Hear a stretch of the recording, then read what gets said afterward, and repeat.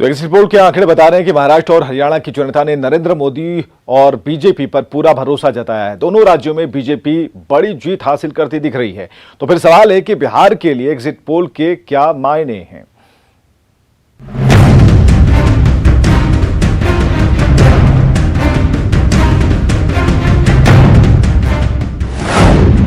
महाराष्ट्र विधानसभा चुनाव के exit poll के ये नतीजे हैं। बीजेपी और शिवसेना ने विपक्ष के सूपड़े को साफ कर दिया है।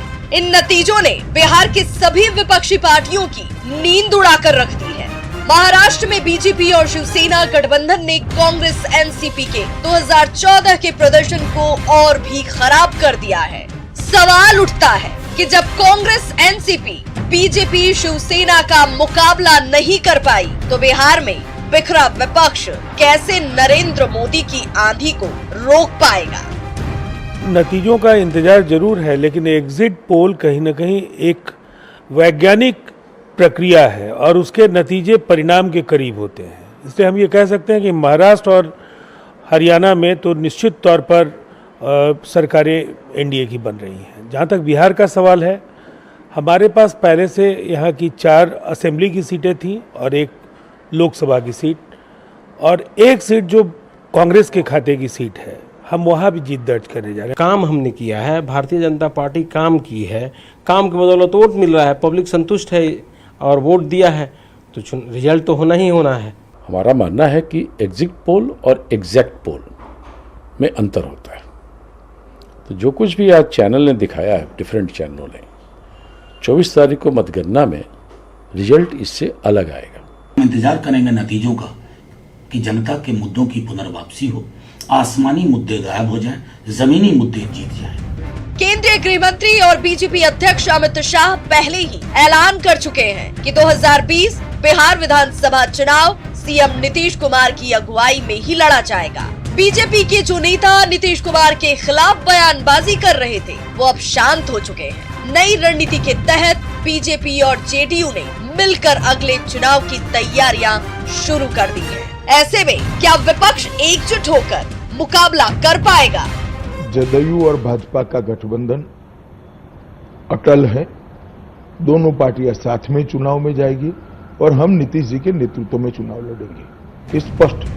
आरजेडी दिग्गज रघुवंश प्रसाद सिंह कह रहे हैं कि अगर बीजेपी का मुकाबला करना है तो सभी विपक्षी नेताओं को एक मंच पर आना ही होगा। लेकिन पूर्व सीएम जीतन राम मांझी अपनी डफली अपना राग लेकर बैठे हैं, जिन्हें तेजस्वी की लीडरशिप मंजूर नहीं है। पार्टी से क्या है, जनता की न बात हम बोलते हैं। जनता क्या चाहती है, उनको क्या होना चाहिए, ये हमको बोलना है। अब पार्टी या गठबंधन के तरह हम कहते हैं कि गठबंधन अलग अलग पार्टी क्यों रखे हुए हैं, एक पार्टी बनाओ और भाजपा को परास्त करो, ये हमारा।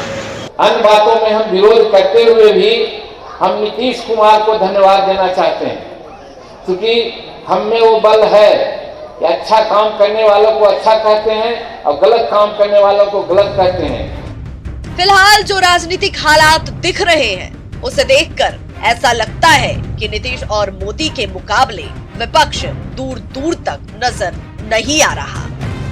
Bureau report, news 18।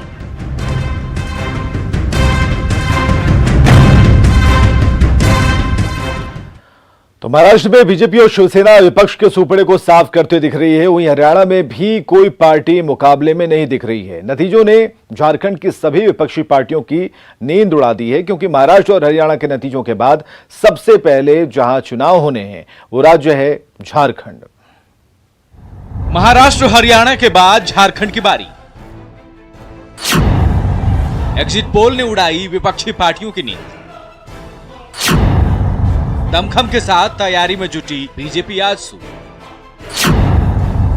बिखरा दिख रहा कांग्रेस, जेएमएम और पूरा विपक्ष। महाराष्ट्र विधानसभा चुनाव के एग्जिट पोल के ये नतीजे हैं।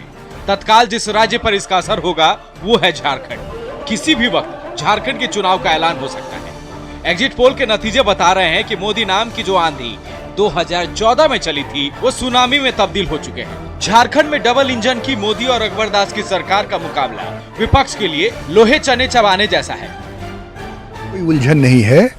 हमारे प्रभारी यहाँ मौजूद हैं और लगातार सहयोगी गठबंधन के नेताओं से मिल रहे हैं, उनकी बात चल रही है और आप देखेंगे कि 5 दिनों के अंदर सभी सीटों पर उम्मीदवारों का चयन भी हो जाएगा और कौन कहां से लड़ेंगे ये भी तय हो जाएगा।